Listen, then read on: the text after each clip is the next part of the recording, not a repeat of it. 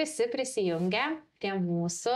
Šiandien esu su Algirdu. Labas, Algirdai. Labą dieną, Eglė. Mano vyras, kas nežinote, Algirdas Ruokis ir Eglė Ruokė šiandieną su jumis bendraus. Netrukus tave pakalbinsiu, tik tai šiek tiek dar informacijos tiems, kurie prisijungėte. Kiek žinote, sausis, vasaris, mes labai daug kalbame apie narystę, apie tapimą miesto bažnyčios nariu. Algi, ar esi miesto bažnyčios narys? Šiais metais esu, praeitais metais pasirodo, pamiršau sudalyvauti šitam renginį.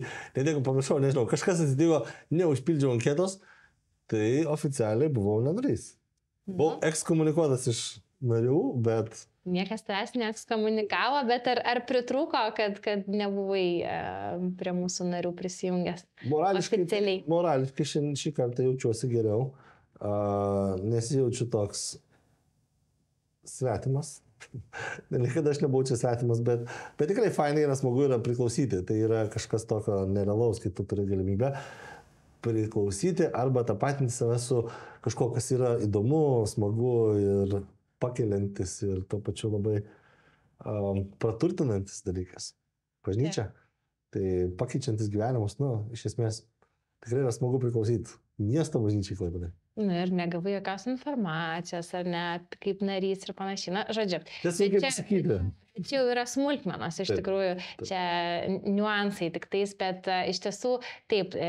Jeigu jūs jaučiate, kad jūsų dvasiniai namai yra miesto bažnyčia, tai dar vyks viena narių šventė Kaune, vasario 18 dieną, galite prisiregistruoti, dalyvauti ir ten galbūt tapti pirmą kartą nariu arba atnaujinti savo narystę. Šiandieną, vasario 11 dieną, vyksta Vilniuje narių šventė ir tai yra puikia proga su visais tiesiog labiau susipažinti, pamatyti tuos, kuriuos tikrai gali vadinti savo šeimos nariais, kurie nori investuoti laiką, savo dovanas ir galbūt pinigus, bet pinigus į šios namus, į šios dvasinius namus ir tiesiog kartu turėti šventę, prie skanaus maisto dalintis istorijomis ir tiesiog suartėti ir vienas su kitu ir tikime su viešpačiu. Tai vasario 18 Kaune dar yra galimybė.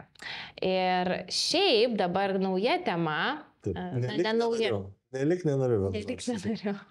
Taip, bet kita tema, ką šiandieną su mumis kalbės Saulius, mūsų pastorius, pradedame kalbėti, jau nepradedame, bet jau kalbame apie santykius, apie draugystės, draugus, ar ne?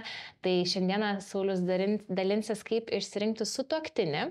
Ir todėl aš pasikviečiau savo sutuoktinį šiandieną pasikalbėti su mumis ir galbūt, kaip visada tikiuosi, kad mūsų šitas pasikalbėjimas galbūt jums kažką duos, įkvėps, suteiks.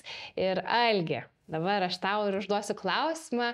Ar sakyk, gerai, pasidalink, aš žinau tavo tą istoriją šiek tiek, bet tu kaip vyras, ar ne, atrodytų, Dievą pažįsti jau kiek laiko?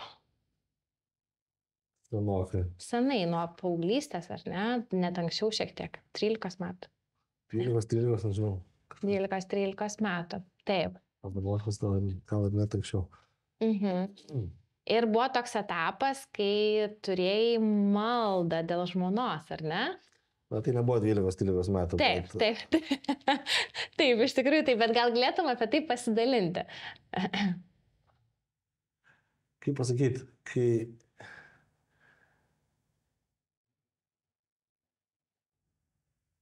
Sunku kaip įvertinti, tai aš meldžiausi, nes aš buvau desperatiškas. Aš sakiau tuo atveju, kaip čia nesąmonė kažkaip, kas čia taip darosi, kodėl aš noriu to pastovumo, noriu to kažkokio išliekančio to efekto, išliekančios meilės, išliekančios susižavėjimo, santykio ir taip visą laiką vis užtrikdavo tas ir jisai nebuvo tai atrodytų, tai buvo iš tikrųjų paprasta tada, tais laikais atrodo viskas paprasta, čia su vienu pabendrauju, su kitu pabendrauju, bet kad išliktų tai ir kad tai būtų iš tikrųjų kažkas tokio reikšmingo, pasitaiko, manau, keli kartai gal per gyvenimą ir vieną kartą aš jau tiesiog sėdėjau ir kažkaip atsibodo tas laikinumas, atsibodo tas pasaulietiškumas ir aš kažkaip tada galvojau, irgi turėjau tą diskusiją savį, ar krikščionė geriau, ar ne krikščionė geriau, ar kaip čia iš vis daryti šitam visam. Tai tiesiog atsisėdau kažkada važiuodamas, aš važiavau mašiną manas ir galvojau, Dieve, vakare visą laiką, vakare dažniausiai būna geros tos mintis ir žiemą dažniau, kada būna tamsiau, tai tų minčių dar labiau tokių, tai tu tiesiog, aš atsisėdau ir sakau kažkaip, Dieve, sakau, aš bandžiau daug, visokių bandžiau variantų, žiūrėjau visko, bet labai norėčiau, kad tu Dieve parodytum ir duotum tą vieną, tą, kur tu galvoji, kad mums ir būtų pakeliu visą likusį gyvenimą. Tai čia buvo tas vienas kartas iš po to daugelio kartų. Tai nebuvo vieną kartą. Tai ne vienkartinė malda. Ne, tai nebuvo. Tai tu prisimeni tą pirmąjį kartą, kai pradėjai melstis tą maldą, ar ne? Ir dar atsimenu, kad važiavau Liepų gatvėje, kažkur tai Liepų gatvėje, toje vietoje ties ten buvusius Norabanko kažkokio. Tai ten tiesiog tada ir galvau, kad tas buvo pradžia, tokia pradžia maldos, pradžia susipratimo, kad gal vis tik. Jo, gali duoti, nes jisai visada duoda, tik jisai duoda savo laiku, ko aš niekada irgi nesuprantu ir dar nesupratau. Esu nekantrus, tai kažkaip tas noras buvo toks. Dabar. Jo, tai buvo dabar, norėjau dabar, bet iš tikrųjų tikrai užtruko, dabar nepamenu kiek laiko mes užtruko, bet užtruko, man rodos, metus laiko gal. Metus laiko iki kito rudens ar kito rudens jo. Tai nes buvo darganot ir buvo labai nefainas tas oras, tai ir visada, kiekvieną kartą, kai vis grįždavau prie tos pačios maldos, tai būdavo, dažniausiai vakare, kai turėdavau laiko tam pagalvoti, kai nebūdavau tiek užsiėmęs, tai man tai pasisekė, galiu pasakyti, man tikrai pasisekė, Dievas atsakė į tą maldą ir paskui iš tikrųjų tikrai labai daug tokių ženklų, kurie duoda tą ramybę, tame, kad taip, sakykime, tokių, kad tai gali būti tikrai taip, kaip turėtų būti, kaip Dievas numanė, kaip turėtų būti. Man tai atrodo savame suprantama, kad kai keliauji su Dievu, visada ir, kaip sakyti, kai yra tas posakis, vynintiems Dievą viskas į gerą, tai visada taip ir keliaujant ir būna. Iš tikrųjų, su malda pradedi, tą maldą išklauso ir labai netikėčiausių momentų tau pasiūlo tą sprendimą tos maldos, kada tu prašai. Tik reikia suprasti dar ir prisiminti ir sudėti tuos. Sujungti taškus, ar ne, kad tai turėti to. Taip, nes iš tikrųjų, jeigu taip kalbant, ar ne, nebuvo, kad mes tai staiga kaip, aišku, kalbant apie jausminių levelių, tai tikrai aš pati prisimenu, jausmai buvo nuo pat pradžių, bet šiaip mes esame iš labai tokių skirtingų šeimų, ar ne, skirtingos šeimos, skirtingi charakteriai, tai nebuvo, kad atsakė į maldą ir viskas labai lengvai tarsi, ar ne, įvyko. Mūsų istorijoje irgi yra buvę to geležis aštrina geležį, ar ne? Reikėjo apsigludinti savo kampus vienas kito, prisimenu. Bet kodėl aš tave pasikviečiau, nes galvoju, galbūt, žinai, man tai labai pačiai buvo gražu, atsimenu, išgirsti ir tavo įžaduose vestuviniuose tu apie tai minėjai, kad tu Dievo prašėjai ir Dievas tau atsakė. Ir tai nebuvo, kaip tu sakai, trumpalaikė malda, ar ne? Tai ir man iš tikrųjų buvo... Aš tuo metu atsimenu, turėjau maldą ne tuo metu, bet buvau jaunesnė ir irgi meldžiausi. Tiesiog tuo metu net ne vyro, tiesiog meldžiausi santykio kažkokio ir su priešingos lyties atstovu, ar ne, ir atsimenu. Ir tada man, bet aš turėjau visą sąrašą, kokio aš žmogaus noriu, kaip jis turi atrodyti, kokio jis turi būti charakterio. Aš buvau labai tokia, tikslinga, žodžiu. Tai dabar, aišku, prisimenant labai, ačiū, labai juokinga, nes... kaip žinote, Dievas žino geriau, ko mums reikia. Ir jisai parodo iš tikrųjų geriausius kartais, gal net ir nepatogiausių būdų, bet parodo kartais, kad tai, ko tu nori, yra nebūtinai, ko tau reikia. Arba tai, kas tau duos, suteiks ilgalaikiai perspektyvoje tą ir augimą ir ir gerą santykį ir panašiai. Tai aš atsimenu, tai Dievas atsakė į tą mano maldą, aš gavau viską pagal tą sąrašą. Bet problema buvo, kad tam žmogui tiesiog nieko ir nei jaučiau aš tam žmogui kažką, nei mums buvo pakeliui, nes iš tikrųjų jis buvo nekrikščionis. Ir aš ilgainiui pradžioje galvojau, kad man tai netrukdė. Paskui supratau, kad mano gyvenimo labai didelė dalis yra viešpats ir aš noriu dalintis, ką mes bažnyčioje kalbam, noriu dalintis tuo, ką aš veikiu, kaip savanoriauju, ką aš noriu toliau gyvenime siekti. Ir čia būdavo toks, aš kalbu ir mes visiškai priešingom kryptim keliaujam ir ilgainiui tai pasidarė man labai didelė problema. Ir tada susitikom su Algiu ir viskas, aišku, nuo draugystės prasidėjo, draugai buvom, bet iškart man labai patiko, kad mes galėjom kalbėti apie Dievą. Mes kartu tuo metu universitete Spiritual Life Team buvo kartu toje komandoje, tu buvai šlovinimo komandoje, kas visada norėjau, kad mano vyras galėtų šlovinti viešpatį. Tai čia kitas, bet iš tikrųjų, ką aš noriu pasakyti, kad man Dievas davė tai, ko aš įsivaizdavau, kad aš norėjau. Bet man parodė, kad aš nieko nežinau iš tikrųjų, ko aš noriu. Ir tada tu labai netikėtai pasirodė ir tai buvo toks... Bet kokiu atveju, klausimas, ar tu pasirinkai tikrai lengvesnį kelią, ar ne? Mes esame apie tai kalbėję, taip. Čia tas yra klausimas, nes kaip ir mes esame vedę tos, labai dalyvavę ir vedę per juokus į geresnę santuoką. Tai supratimas, kad yra vienas žmogus tau ten skirtas, tai yra, tiesiog naivu. Daug žmonių yra tau skirtų, visi tame kažkur tai galim dalyvauti. Tai klausimas yra, kiek tu esi pasiryžęs dirbti. Nes santykis bus, jisai visada galima, ten labai nesuderinamų žmonės galima suderinti, viskas yra ok. Tik jie turi tai norėti daryti, jie tai turi norėti dirbti ir siekti to bendro gėrio. Nes kitaip yra sudėtinga. Ir tai tikrai nėra lengva. Kiekvienam nėra lengva. Ypatingai, žinai, jeigu ten turi labai daug skirtingų tų požiūrį, tai ten yra vaja. Bet jeigu tu esi nuolankus ir tu esi pasiryžęs dirbti, aš manau, kad tu gali pasiekti ir išgyventi ten 100+ metų kartu ir tikrai net nepagalvoti apie skyrybas arba buvimą atskirai. Tai va, tai čia mes tiesiog pasidaliname, viliuosi, kad, niekada nežinai, kaip kartais, aš tikiu, kad istorijos, skirtingos istorijos tikrai yra kartais skirtos tam tikriem žmonėm ir gali paliesti, arba tu gali galbūt išgirsti ir pasimti kažką savo visada.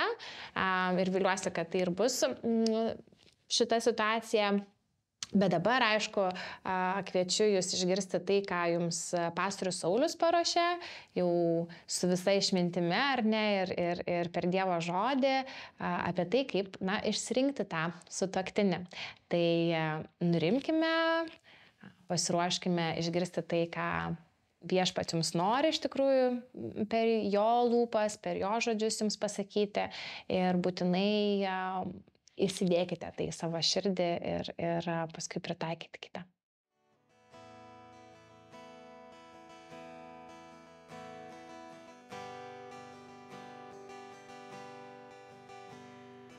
Tau nešu visą, ką aš turiu, klaupiuosiu maldą.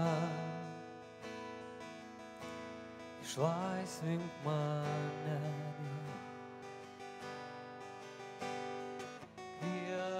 Pieskartin, alsuosiu kasdien tavim visus troškimus,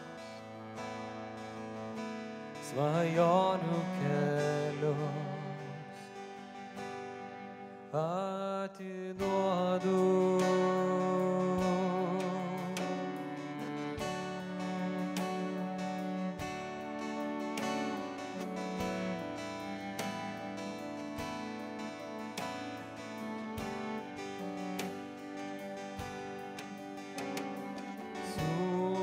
Vilties sielą išvesk iš nakties, malonės prašau. Meldžiuosi tik tau, leisk pažinti leisk pažint, noriu gyvent tavim visus troškimus, svajonių kelius. Atiduodu,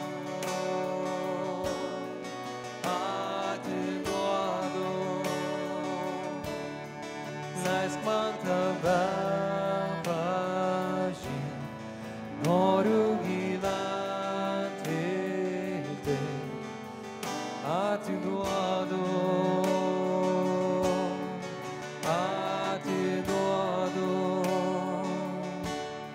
savo visus troškimus, savo svajonių kelius.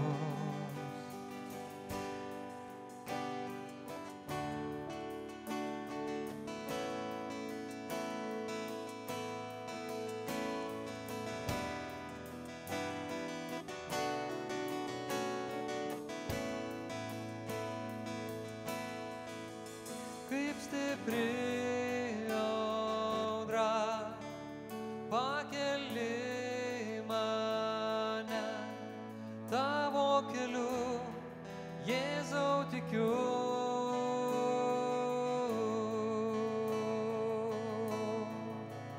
Mylinčia jėga dar keiti mane, tavo keliu, Jėzau, tikiu.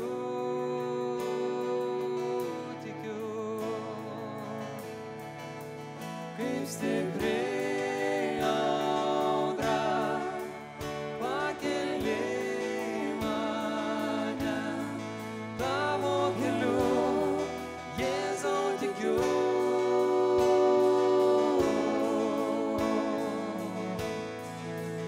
Mylinčia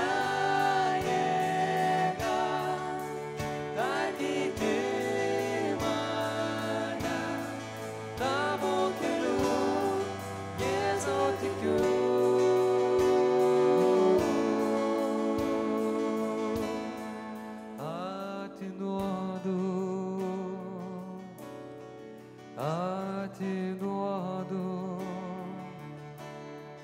leisk man tave pažint, noriu gyvent viltį.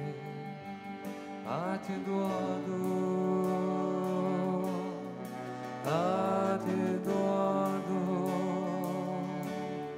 savo visus troškimus, savo svajonių kelius.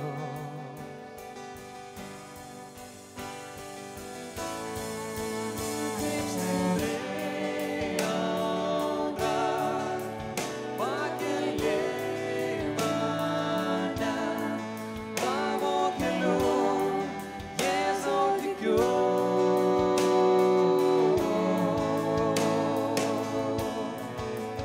Mylinčia jėga dar keiti mane, tavo keliu, Jėzau, tikiu.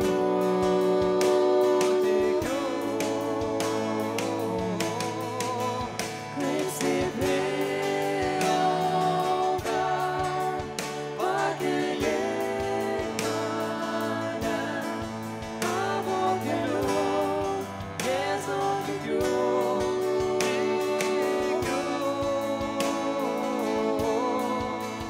Mylinčia jėga dar keiti mane, tavo keliu, Jėzau, tikiu.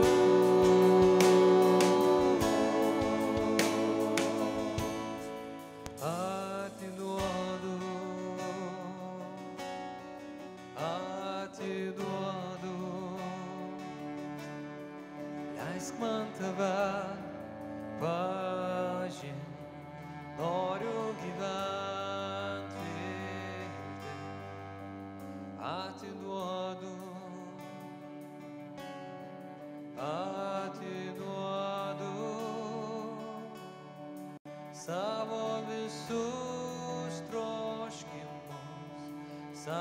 svajonių kelius atiduodu.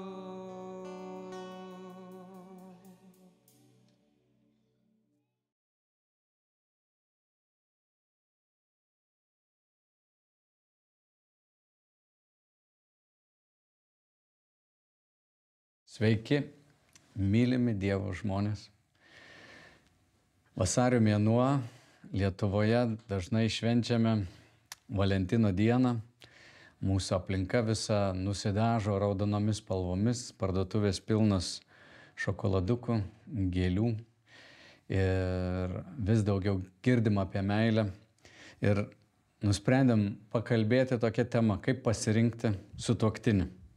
Ir aš noriu kalbėti šiandien apie 3 įsitikinimus, ant kurių žmonės stato savo santuoką.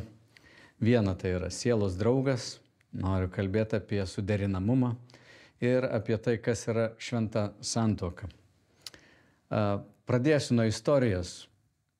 Prieš kokius 7 metus man teko dalyvauti vienoje konferencijoje Jungtinėse valstijose ir manęs atvyko pasitikti vienas indas, kuris 2 valandas mane vežė į tam tikrą miestelį, kuriame buvom apsistoję. Ir važiuojantis man pasakojo apie savo santuoką. Jis laimingai susituokęs 45 metus, turi 2 vaikus, kurie irgi abu yra vedę. Ir jis man pasakojo, kad sutiko savo žmoną vestuvių dieną. Tėvai jam surado žmoną ir jie taip laimingai gyveno. Kai aš klausiausi jo istorijos, aš tokį išgyvenau gerą šoką, nes mano aplinkoje, man augant, tokių dalykų nebuvo, o tai, kai jis pasakojo, man atrodo kaip vienas baisiausių nutikimų, kuris gali atsitikti gyvenime. Kažkas panašaus į kokią vergystę, tau atveda tave į kažkokią vietą, parduoda kokiai nors šeimai ir tu ten tarnauji. Jokios romantinės meilės, jokių laisvės atrodo pasirinkime. Pasirodo, kad tas tėvas indas, gyvenantis Amerikoje, taip pat padarė ir savo vaikams. Ir vaikai gyveno laimingai ir jie jau susilaukė vaikų. Tai tas tėvas turi ir vaikaičių. Kita pora, kuri mane nustebino prieš keletą metų, šeimoje pas mus irgi apsilankė, pakvietėmės į svečius brolį ir sesę iš Afganistano. Ir jie mokėsi čia Klaipėdoje ir aš sakau, na jūs čia mokote, sakau, turbūt įsimylėsit, susituoksit. Ne, sako, mes laukiam, kada tėvai mums suras sutuoktinį. Ir vėlgi man čia buvo toks šokas matyti, jaunus suaugusius, kurie nepuoselėja tokios minties, kad turėtų įsimylėti ir susituokti, bet nori, kad tėvai jiems rastų sutuoktinį. Toks pasirinkimas sutuoktinio šiandien turbūt išgąsdintų beveik visus lietuvius, koks čia keistas dalykas. Tačiau, kai žiūrim statistiką, tai žmonių, kurie tokiu būdu susituokė, išsiskiria labai nedaug. Pavyzdžiui, yra viena sekta, Yang Sangmunas toks buvo, kuris skelbėsi esąs Kristaus įsikūnijimas, inkarnacija. Tai jis sutuokdavo poras, kartais surinkdavo stadione 10 000 žmonių ir 5 000 porų sutuokdavo tą dieną, kurie pirmą kartą matydavo savo sutuoktinį. Gal tave nustebins, bet jų skyrybų statistika yra mažiau nei 5%, kai tuo tarpu Lietuvoje mes turime apie 50%. Ir į tą skaičių neįeina žmonės, kurie gyvena šiaip susimetę. Taigi, jeigu šiandien tu ruošies tuoktis ir galvoji, kaip man susirasti sutuoktinį, statistiškai kalbant, tikrai tau netrodo, kad nusišypsos laimė. Statistiškai kalbant, skyrybos bus sudėtingos ir skausmingos, jeigu bus vaikai, turto padalymas ir visa kita, tai sukelia labai daug streso. Streso lygmenių tai yra antras dalykas po sutuoktinio mirties. Jeigu sutuoktinio mirtis didžiausia stresą žmogui kelia, tai skyrybos būtų antroji vietoj. O kad taip neatsitiktų, būtų vertinga labai apmastyti, kaip čia yra su tomis santuokomis. Ir visgi, kai mes darom tokį pasirinkimą, tai tikrai ne visada mūsų sutuoktinio pasirinkimas yra racionalus sprendimas. Štai patarlėse pasakyta 30 skyriuje, sako, 3 dalykai yra man perdėm nuostabus, 4 iš tikrųjų negaliu suprasti. Kaip žaltį šliaužia statmena uola, kaip laivas plaukia plačia jūra ir kaip vaikinas randa kelią su mergina. Vienas iš tų dalykų, kuris sunkiai suvokiamas, kaip žmogus įsimyli, kas ten suveikia, kas juos patraukia. Bet einant link santuokos, iš tiesų, turbūt visi svajojam to paties. Norim būti mylimi, norim jausti artumą, intimumą. Ir ne visada tai yra racionalus sprendimas. Mus tarsi pagauna emocija, aistra, tarsi kartais atsitiktinai po kojomis pasipainioja žmogus, o po to žiūri, kad visą gyvenimą ryši su tuo žmogumi. O Biblijoje, nuo pat pradžių, kai Dievas sukūrė vyrą ir moterį, pasakyta labai gražiai, tai viena gražiausių Biblijos ištraukų man asmeniškai. Čia pasakyta, kad todėl vyras motina glausis prie žmonos ir jie taps vienu kūnu.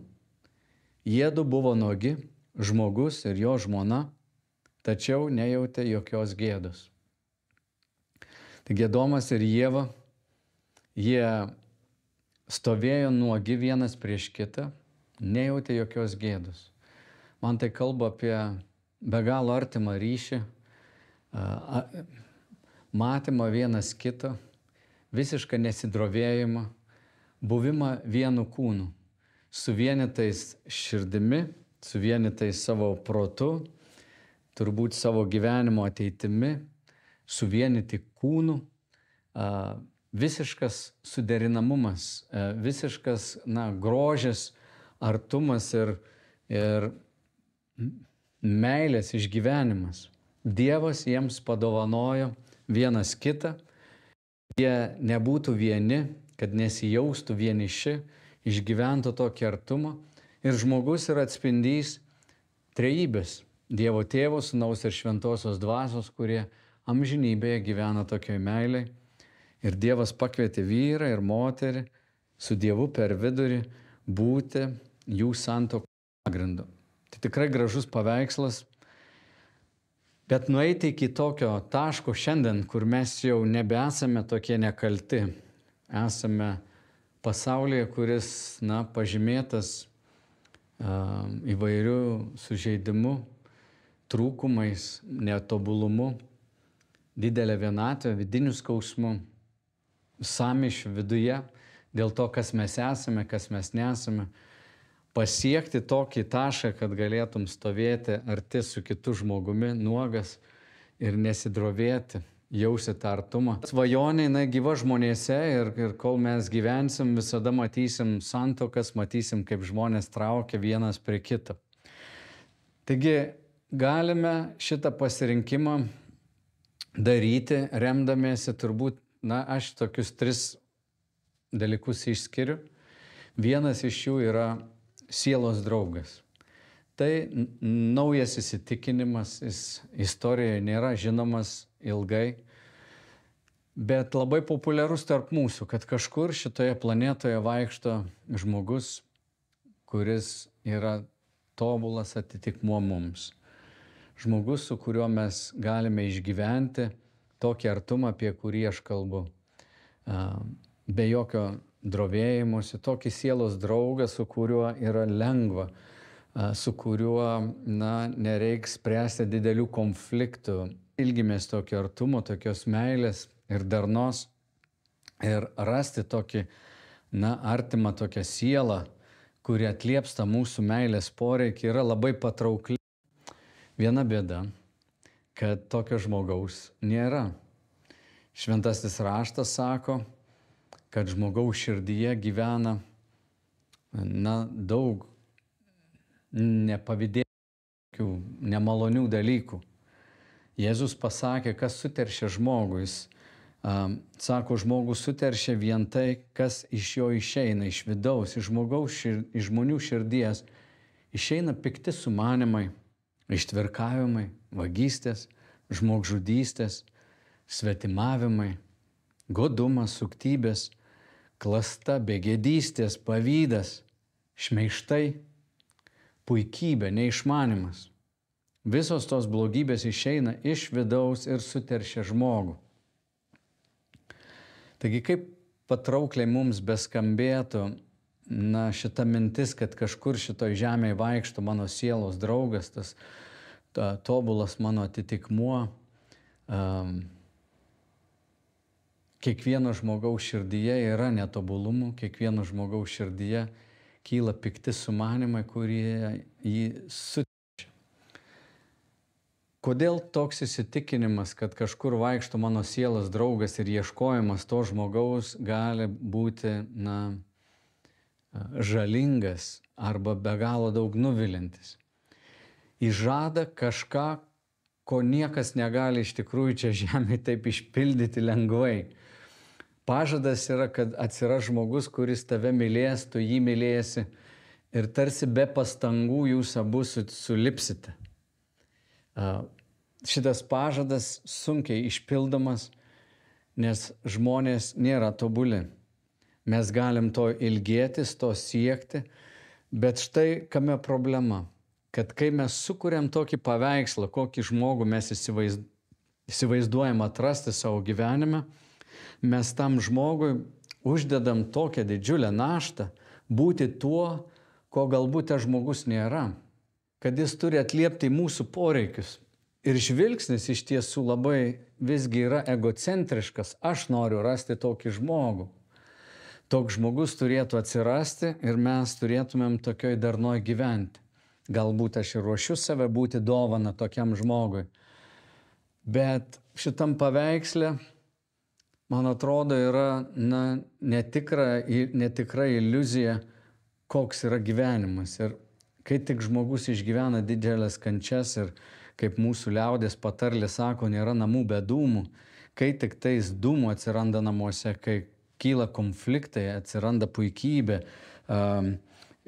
kažkoks pavydas, egocentriškumas, žmogui labai lengva tada daryti sprendimą, aš turbūt ne tą suradau. Nes tai, ką žada be galo gražią ateitį, staiga nuvilia. Ir aš manau, kad tikėjimas arba tikėjimas tokiu mitu. Ir vadinu tai mitu. Ir daug kas apie tai yra rašę, kad tai yra mitas, netitinkantis tikrovės, padaro žalą santykiuose tarp sutuoktinių. Bet antras įsitikinimas, kuris galbūt toks arčiau tikrovės, yra ieškojimas suderinamumo. Ir kai aš palydžiu žmonės, tikrai mes praleidžiam laiko, einant link santuokos, apmastydami, ar tie žmonės yra suderinami.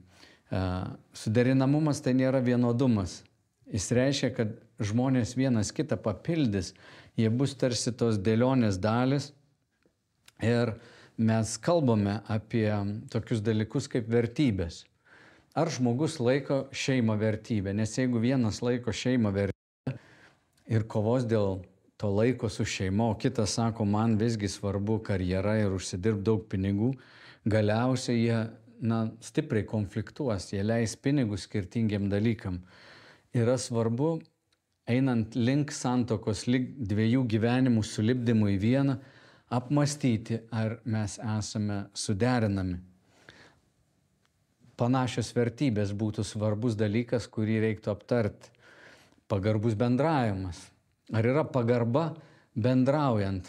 Ar yra nuolankumas, kai mes bendraujam? Ar yra kažkokie panašus hobiai? Jie tikrai palengvina gyvenimą, kada žmonės turi panašius hobius, jie nori leisti laiką panašiai, nes yra porų, kurios šiandien sako, aš mėgstu gamtą ir žvejybą, kitas sako, man patinka teatrai ir koncertai, ir jie niekada neleidžia laiko kartu. Po kiek laiko pasirodo, kad žvejyba, kitam koncertas juos atskiria ir jie neberanda to bendros erdvės, kur galėtų kalbėtis. Svarbu aptarti, ar tie hobiai yra panašus. Pasitikėjimas. Ar apskritai yra pasitikėjimo kultūra? Iš kokios aplinkos jie abu atėjo? Emocinis ryšys, panašus tikslai, atvirumas kompromisui, pagarba skirtumams, panašus humoro jausmas, fizinis patrauklumas.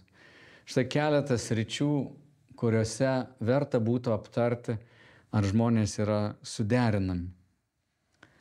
Tačiau negaliu pasakyti, kad suderinamumas arba ieškojimas tokio žmogaus, su kuriuo galėtum tobulai atitikti, irgi yra tvarus modelis.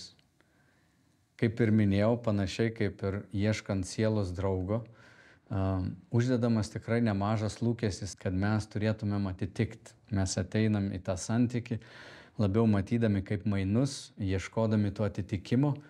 Visa tai yra gražios dalis, bet tai nėra tvaru ta prasme, kad netgi fizinis patrauklumas su metais tikrai keičiasi. Žmonės sensta, susiraukšlėja, priauga svorio, gali šiaip kažkas atsitikti. Hobiai keičiasi, netgi vertybės gali per laiką keistis. Ir kai pasikeis vertybės, ką tada darysi? Kai įvyksta krizė ir sakysi, aš tikėjau to, mes lik aptarėm, kad šeima svarbu, bet aš matau, kad jis yra karjeristas. Aš galvojau, kad mes leisim laiką su vaikais, o jis nori būti su draugais, arba ji nori būti su savo draugėmis. Kai vyksta tokie nebetitikimai, kai pora keičiasi, o visos poros keisis per laiką tikrai, jeigu tai yra santuokos pagrindas, jis tarsi duoda puikų tokį pažadą, šito pažado negali išpildyti. Koks lieka dar vienas variantas? Aš tik dar patvirtinsiu, kad man atrodo, jeigu randi žmogų ir jauti, kad jis yra tau kaip sielos draugas, tai yra nuostabu. Aš su savo žmona esame suderinami daugelį dalykų ir tuo labai džiaugiuosi. Daug kas mums patinka, mes net hobius per laiką bandėm suderinti. Ir pavyzdžiui, šiuo metu mes einam į pasivaikščiojimus į gamtą, per lietų, ar sniegą, ar šiltą, ar šaltą. Mums patinka būti gamtoje, čia senstam turbūt. Ir turim bendrų dalykų, bet mūsų santuokos pamatas nėra mūsų suderinamumas. Alternatyva, kurią mes remiamės, yra mūsų šventi įžadai arba šventa santuoka ir suvokimas, kad mes esame abu Dievo kūriniai. Ir esame pakvietę Kristų, mūsų viešpatį, būti mūsų santuokoje. Ir mes davėme amžinuosius įžadus. Palikti savo tėvus, susijungti, tapti vienu kūnu. Ir nediskutuoti skyrybų niekada. Bet sujungti savo gyvenimus ir mylėti, gerbti ir būti ištikimi vienas kitam. Šventa santuoka reiškia, kad žmonės atskiria save išskirtinai vienam žmogui ir nebesidairo į kairį ir į dešinę, bet pašvenčia visą savo gyvenimą tam vienam asmeniui ir paveda save tarnauti kitam. Mūsų santuokos pagrindas, sekant Dievo pavyzdžiu, Kristaus pavyzdžiu, yra toks. Aš paskiriu savo gyvenimą tarnauti savo sutuoktiniui. Mirtis savo, kad galėčiau daryti kitą laimingu, yra pagrindas, kuris nebepriklauso nuo aplinkybių.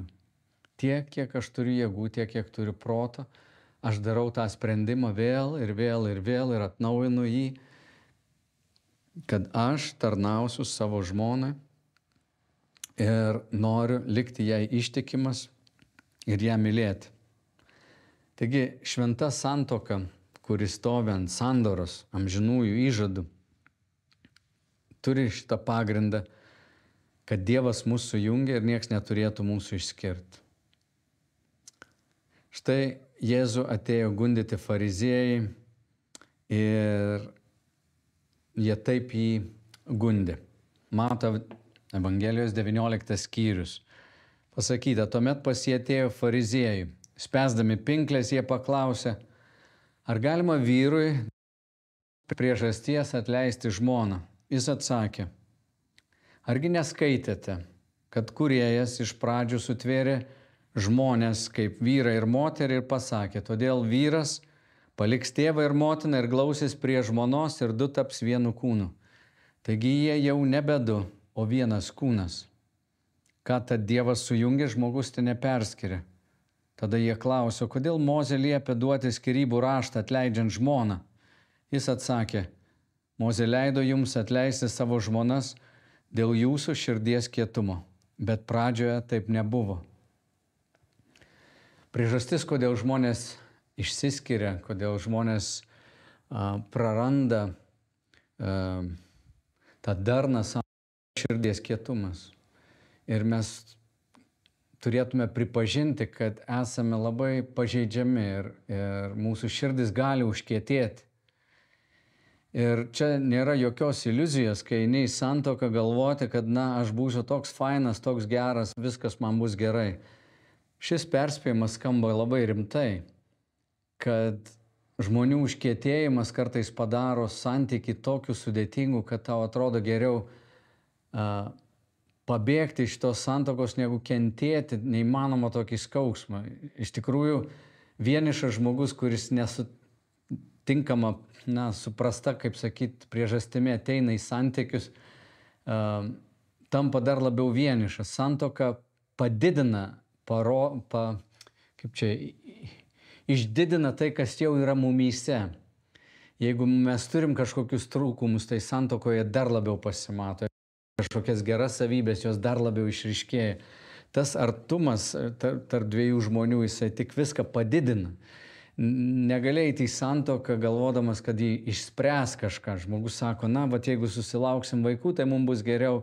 Aš esu vienišas, jei susituoksiu, bus geriau. Ne. Visa tai tik dar labiau padidins tai, ką tu turi. Ir Jėzus sako, kad Mozė davė šitą leidimą skirtis tik dėl žmonių širdies kietumų.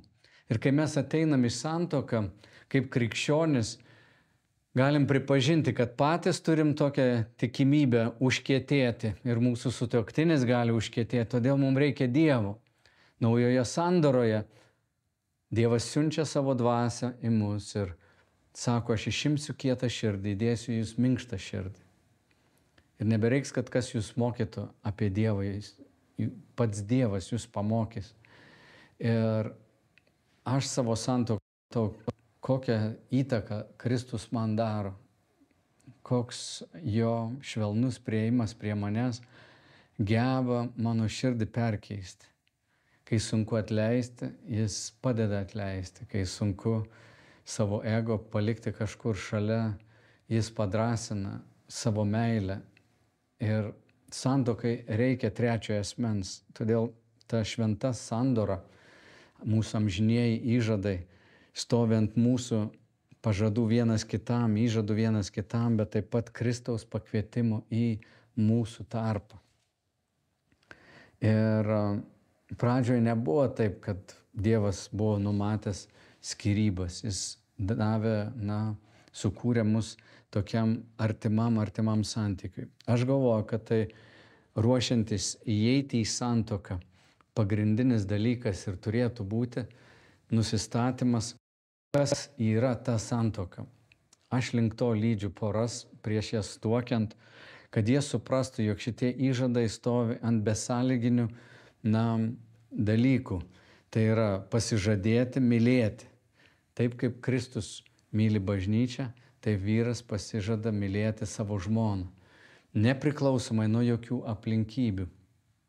Ir jeigu tik du žmonės supranta, ką jie daro ir kokia yra didžiulė kaina to, jie pasideda pagrindą, kuris lengvai nesubirės. Kiti įsitikinimai apie santuoką bus lengvai sudrebinami, bet šitas, kuris tariamai, tau nieko ir nežada, jisai atrodo tave apvoks, tau siūlo save išsižadėti savęs, save, padovanoti, atiduoti, dovanoti, atrodo, kam to reikia. Visa aplinka mums tarnauja šiandien, kad mums būtų gerai. Mes visur gyvename mainuose, kad galėtumėm patogiai ir maloniai gyventi. Čia yra kelionė į mirtį savo. Ir nors jį žada mažai, bet išpildo labai daug. Būtent per tokį priėjimą prie santuokos žmonės ir išgyvena tą artumą, kada du žmonės įsipareigoja taip mylėti, savęs atsižadėdami. Jie išgyvena tą intimumą išskirtinai, atsižadėdami visų kitų žmonių, išskirtinai paskirdami save savo sutuoktiniui. Ir kaip dažnai sakau, šitie santykiai neprilygsta jokiem kitiem santykiam šeimoje. Ir jie neturėtų turėti jokios kitos konkurencijos. Ta prasme, kad nei darbdavys iš tavęs nereikalauja tokio atsidavimo, vaikai iš tavęs to nereikalauja. Dievo kūrinys tavo labui, kad tu tobulėtum, šventėtum ir atsižadėdamas savęs atrastum naują save, būtum perkeistas į tą įvaizdį, kuriam tu esi sukurtas. Čia trumpas žodis dar prie viso to, ką skaičiau, jau 2 kartus perskaičiau, todėl jis paliks tėvą ir motiną ir glausis prie žmonos. Žodis tėvams. Taip dažnai visi mūsų anekdotai apie uošvienes yra susiję su šitos taisyklės pažeidimu. Brangus tėvai, nesikiškit į savo vaikų santuokas, nedarykit įtakos jų sprendimams, palikit juos. Sūnus turi palikti savo tėvus, neatsižadėti pagarbos jiems, bet dėl Dievo meilės nesikiškit, jūsų kišimasis griaus. Pažeidžiamas yra principas. Jis turi palikti jūs ir kurti savo šeimą. Kartais, kaip poros gyvena ten uošvių namuose, gal ir patogiau, nereikia mokėti nuomos, bet taip dažnai girdžiu apie šitų dviejų šeimų tokį konfliktą, nes yra pažeidžiamas šitas principas. Tėvai, kurie paleidžia savo vaikus, linki jiems laimės ir meldžiasi už juos, iš tikrųjų daro didelę paslaugą. Leiskit jiems spręsti savo konfliktus, neužimkit savo sūnaus ar savo dukters pusės. Santuokoje yra 2 pusės. Aš kai konsultuoju, niekada nebandau užimti vieno ar kito pusės, kokia ten neligybė bebūtų, norisi abu girdėti ir nesuinteresuota, kaip sakyti, pagarba ateiti į pagalbą jiems kartais konflikto metu. Ir tikrai noriu prašyti visų tėvų, Dievo išmintis atlaikiusi 1000-mečius, sako jums, palikite. Vaikai, kai jūs tuokėtės, palikit tėvus, neprisiriškit, rodykit pagarbą, išlaikykit gerą santykį, bet jūs kuriat kažką savarankiško, savo. Ir tai yra Dievo nustatyta tvarka. Taigi, kaip pasirinkti sutuoktinį? Manau, geriausia, ką gali padaryti, tai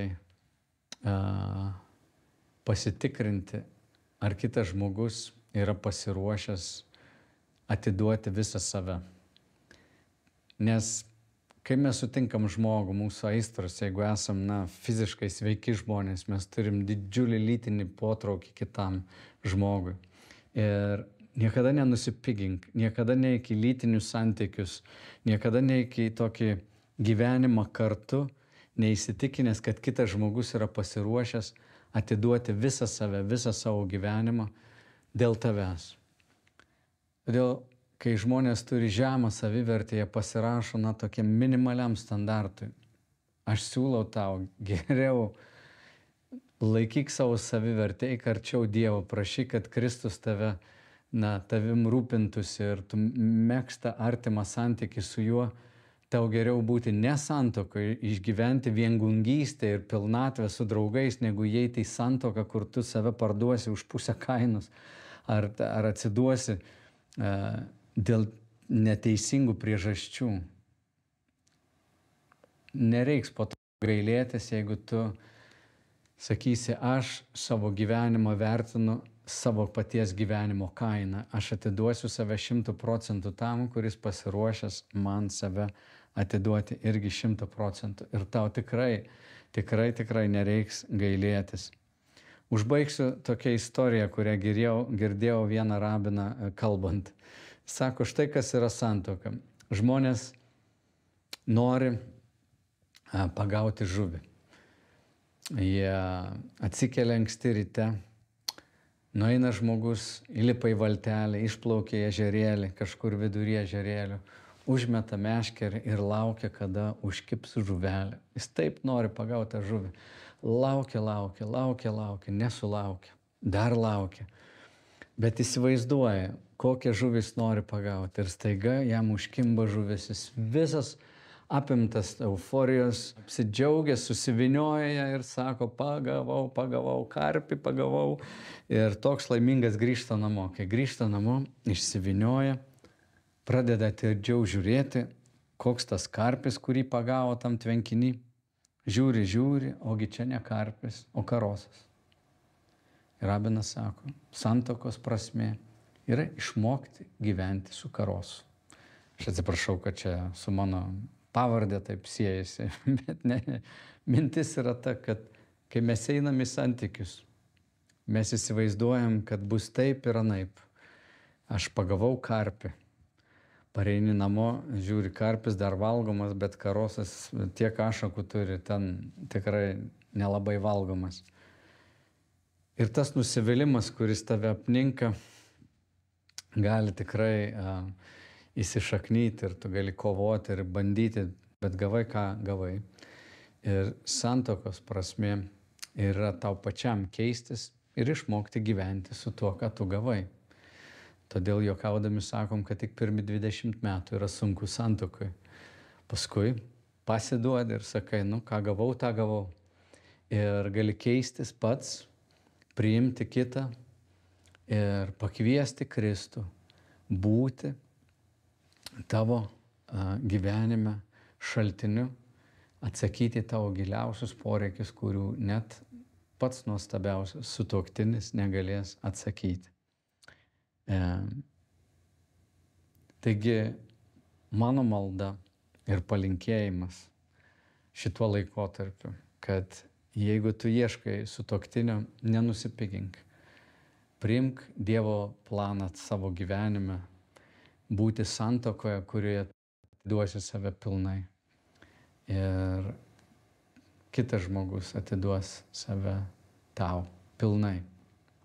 Jeigu tu jau esi santuokoje ir sakai, iš tikrųjų ištraukiau ne tą, ko tikėjausi, tai apmąstyk šitą biblinį modelį, kuris taip nuostabiai aprašytas Efeziečiams 5 skyriuje, nuo 21 eilutės, ištrauka, kurią dažnai skaitau per vestuves, kad vyras turi mylėti žmoną, kaip Kristus myli bažnyčią, o žmona turi klausyti vyro kaip viešpaties.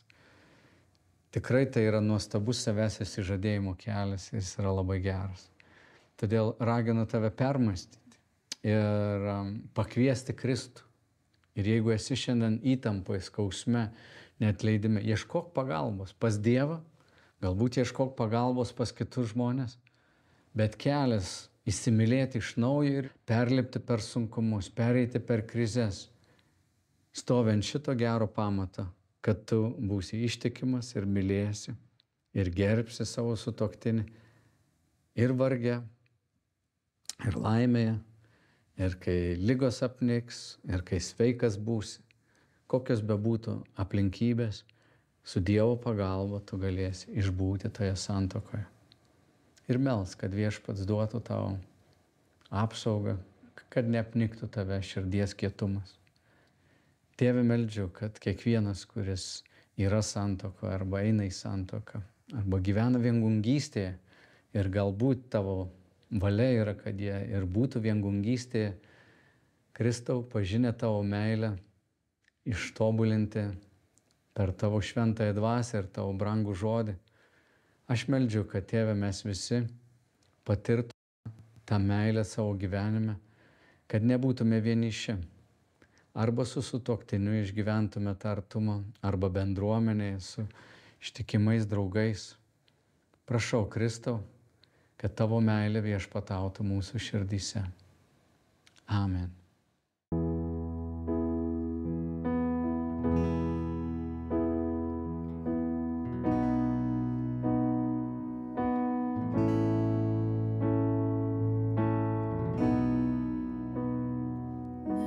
Neapsakomai nuostabus tu,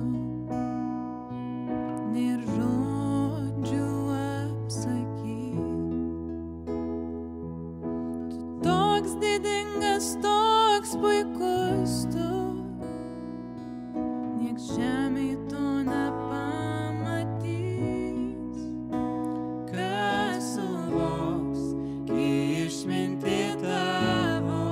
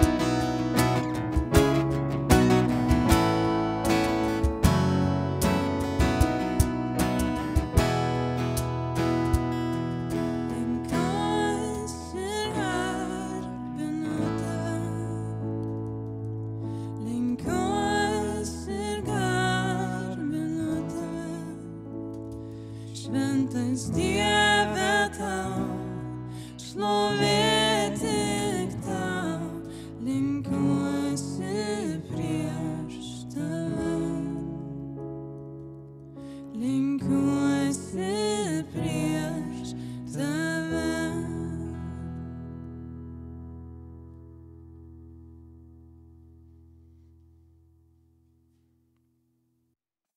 Ačiū Sauliui už pamokslą. Kviečiu jūs tai, ką išgirdote ir galbūt yra dalykų, apie kuriuos norite pasikalbėti, galbūt padiskutuoti su kažkuom, pasimelsti galų gale iš tiesų, skirti laiko maldai su kitu žmogumi, paprašyti užtarimo, tai puikia proga yra prisijungti prie Zoom grupelės, kuri vyksta online visada po pamaldų ir ten ir meldžiasi, ir diskutuoja, ir tiesiog palaiko vieni kitus žmonės. Tai jeigu dar neteko sudalyvauti, tikrai raginu, prisijung, paspausk nuorodą, kai tik tais mes čia pabaigsime ir ten tavęs jau lauks ir skirs tau laiko. Ir taip pat, kadangi mes esame miesto bažnyčia, ar ne, stengiamės savo dovanomis, tarnautojai savo laiku, finansais kažkaip prisidėti prie gerbuvio, prisidėti prie Dievo karalystės statymo. Iš tikrųjų, čia žemėje, tai tau taip pat yra galimybė prisidėti ar tai laiku, ar tai savo dovanomis, ir finansais, ta 10, kur yra minima bažnyčioje, ar ne, prie to, ką mes darome. Ir dabar tai yra labai paprasta padaryti, tai reikia paspausti nuorodą ir ten jau šiais laikais visur tave nuves. O tiesiog viena vieta, kurią norėčiau su jumis šiandieną pasidalinti, tai yra iš Skaičių knygos 18 skyriaus 29 eilutė, kur sako: atidėsite visas atnašas, kurios priklauso viešpačiui, nuo visko, kas jums dovanota. Iš jų visų atidėsite kas geriausia, šventąją dalį. Aišku, čia yra Senasis testamentas, kur reikėdavo pačius geriausius gyvūnus ar nevinėlius, jaučius ten aukoti, skirtingos būdavo aukos ar ne, dėl tam tikrų dalykų. Šie laikai jau yra kitokie, bet tas principas ir Naujajame testamente kalba apie 10 išlieka, kad mes pagal tai, ką mums Dievas yra davęs, ir skirdami tą savo geriausią dalį arba skirdami kažkurią tai dalį viešpačiui, mes netampame to vergais, o tame yra laisvė iš tiesų, kad mes galime atiduoti laiką, galime atiduoti dovaną kažkokią savo, turiu omeny talentus, paskirti viešpačiui ar ne kažkokiu tai būdu, ką galime su tuo daryti. Na ir finansai, ar ne, kad jie netaptų jūsų, kuo sunkiau jų laikytis, ko gero, tuo jie yra jau ne jie jums priklauso, bet jūs jiems priklausote. Man patinka iš tiesų tas pasakymas. Tai aš irgi skiriu visada tam tikrą dalį, kurią irgi šiuo metu online dažniausiai atiduodu. Tai turite progą ir jūs tai padaryti. Ir jei tau yra įdomu pamatyti daugiau, ką mes veikiame online, nes yra tokia kaip ir online bendruomenė miesto bažnyčios, tu gali prie jos prisijungti, tau tai reikia paspausti nuorodą, Facebook'e yra tokia grupė, tave ten prijungs, tu galėsi pamatyti, kokie yra žmonės, iš kurių pasaulio vietų, ne tik Lietuvos, galėsite susipažinti, pabendrauti, dalintis ten, tai yra uždara grupė, prie kurios tave turi pakviesti. Tai puikia proga taip pat tiesiog dalintis tuo galbūt, ko gyveni ir galbūt net paprašyti tos pačios maldos, užtarimo iš kitų. Ir jeigu apskritai galbūt esi pirmą kartą prie mūsų prisijungęs ir galvoji, ką mes čia veikiam, nors man visai patinka, arba jau kurį laiką jungies ir galvoji, noriu kažką daryti čia, ar ne? Tai kviečiame tave užpildyti anketą, mes su tavim susisieksime, galėsime pradėti bendrauti ir jei yra kažkas, ko tu galėtum pasitarnauti mūsų bažnyčioje, poreikių visada yra daug. Negalvok, kad jeigu nors kažkas tau dabar kirba širdį, tai negalvok, kad tai yra be reikalo. Galbūt tau Dievas tyliai išnabžda, kad yra laikas tai atiduoti ir kažkoks tai tavo talentas ar kažkokia galimybė, ar ne, nes tikrai tų poreikių yra, aš jūsų net neišvardinčiau, ar tai tame pačiame online, ar ne, ar kažkaip fiziškai, tai tiesiog užpildyk anketą ir tokiu būdu galėsime bendrauti. Na ir tiek. Šiandieną tiek. Linkiu Jums palaiminto laiko, kai čia baigsime. Ir linkiu skirti laiko Viešpačiui ir skirti laiko apmąstyti tai, ką išgirdote. Ir galbūt net prisijungti prie Zoom grupelės, kur tavęs jau laukia. Iki.